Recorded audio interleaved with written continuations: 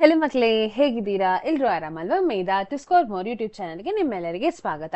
ಇವತ್ತು ನಾನು ನಿಮಗೆ ಹೊಸ ಟ್ರಿಕ್ನೊಂದಿಗೆ ಬಂದಿದ್ದೇನೆ.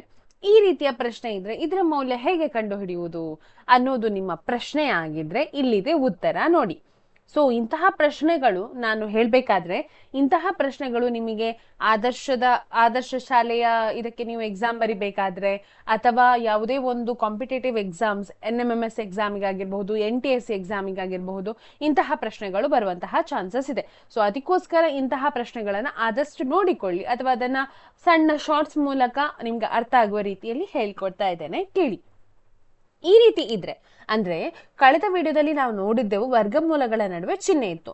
ಆದ್ರೆ ಇಲ್ಲಿ ಏನಿಲ್ಲ, ವರ್ಗಮೂಲಗಳ ನಡುವೆ ಪ್ಲಸ್ ಅಥವಾ ಮೈನಸ್ ಚಿಹ್ನೆ ಇಲ್ಲ. ಅಂದ್ರೆ ಇದು ಗುಣಾಕಾರ ಆಗಿರ್ತದೆ ಮತ್ತೆ ಇದು ಇನ್ಫಿನಿಟಿ ತನಕ ಹೋಗುದಿಲ್ಲ, ಅಂದ್ರೆ ಅನಂತದವರೆಗೆ ಹೋಗುವ ವರ್ಗಮೂಲ ಅಲ್ಲ.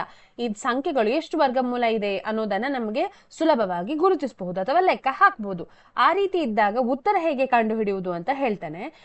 ಇದನ್ನ ನೆನಪಿಟ್ಕೊಳ್ಳಿ, ಇದುವೇ ಉತ್ತರ ಆಗಿರ್ತದೆ. ಆಕ್ಚುಲಿ ಎಕ್ಸ್ ಅಂತ ಹೇಳಿದ್ರೆ ಅಥವಾ ಇದರ ಉತ್ತರ ಏನಂತ ಹೇಳಿದ್ರೆ ಎಕ್ಸ್ ನ ಘಾತ 2n-1 ಭಾಗಿಸು 2n, ಇದು ಉತ್ತರ ಆಗ್ತದೆ. ಆಯ್ತಾ? ಇಲ್ಲಿ ಈಗ ನಾನು ಹೇಳ್ತೇನೆ, ಎಕ್ಸ್ ಅಂದರೆ ವರ್ಗಮೂಲದ ಒಳಗಿರುವ ಸಂಖ್ಯೆ. ಇಲ್ಲಿ ಎಕ್ಸ್ ಹೇಳಿದ್ರೆ ಎಷ್ಟು, ವರ್ಗಮೂಲದ ಎಷ್ಟು ಒಳಗೆ ಎಷ್ಟಿದೆ, 7 ಅನ್ನೋದು ಅಲ್ವಾ. ಎನ್ ಅಂತ ಹೇಳಿದ್ರೆ ಎಷ್ಟು ಬಾರಿ ವರ್ಗಮೂಲ ಇದೆ ಅನ್ನೋದು.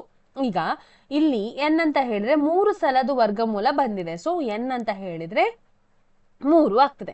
ಹಾಗಾದ್ರೆ ಈ ಸೂತ್ರಕ್ಕೆ ಅನ್ವಯಿಸಿ ಹೇಗೆ ಬರಿಬಹುದು, 7 ಅಲ್ವಾ, 7 ಅದ್ರ ಅಂತ ಹೇಳಿದ್ರೆ 2n ಅಂದ್ರೆ ಏನು ಅರ್ಥ, 2n ಅಂತ ಹೇಳಿದ್ರೆ ಅಂದ್ರೆ 2 3 - 1 ಭಾಗಿಸು 2^3 ಅಂತ ಹೇಳಿ. ಎನ್ ಅಂತ ಹೇಳಿದ್ರೆ 3 ನೋಡಿ, ಸೂತ್ರದಲ್ಲಿ 2 ಇದೆ, 2^3 ಅಂತ ಹೇಳಿದ್ರೆ 8, 8 - 1 ಅಂತ ಹೇಳಿದ್ರೆ ಎಷ್ಟು, 7 ಅಲ್ವಾ.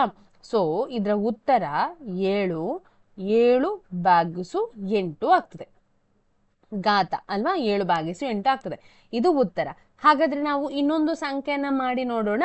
ನೋಡಿ, ಇದರ ಮೌಲ್ಯ ಹೇಗೆ ಕಂಡು ಹಿಡಿಯುವುದು ಅಂತ ಹೇಳಿ ನೋಡಿ. ಸೊ ವರ್ಗಮೂಲ 5, ಅದರ ವರ್ಗಮೂಲ 5. ಈಗ ಎಕ್ಸ್ ಹೇಳಿದ್ರೆ ಎಷ್ಟು, 5. ಎನ್ ಹೇಳಿದ್ರೆ ಎಷ್ಟು, ಇಲ್ಲಿ ಎಕ್ಸ್ ಅಂತ ಹೇಳಿದ್ರೆ 5, ಎನ್ ಅಂತ ಹೇಳಿದ್ರೆ 5 ಎಷ್ಟು ಬಾರಿ ರಿಪೀಟ್ ಆಗಿದೆ ಅಂತ ಹೇಳಿ, 2 ಬಾರಿ. ಸೂತ್ರ ಏನು, ಎಕ್ಸ್ 2n - 1 ಭಾಗಿಸು 2n ಅಲ್ವಾ. ಸೊ 5 ಅನ್ನೋದು ಎಕ್ಸ್ ಆಗ್ತದೆ, 2n ಅಂತ ಹೇಳಿದ್ರೆ ಎಷ್ಟಾಗ್ತದೆ, 2n ಅಂತ ಹೇಳಿದ್ರೆ 2 ಅಂದ್ರೆ ಉತ್ತರ 4. 4 - 1 ಎಷ್ಟಾಗ್ತದೆ, 3/4, ಇದು ಉತ್ತರ ಆಗ್ತದೆ.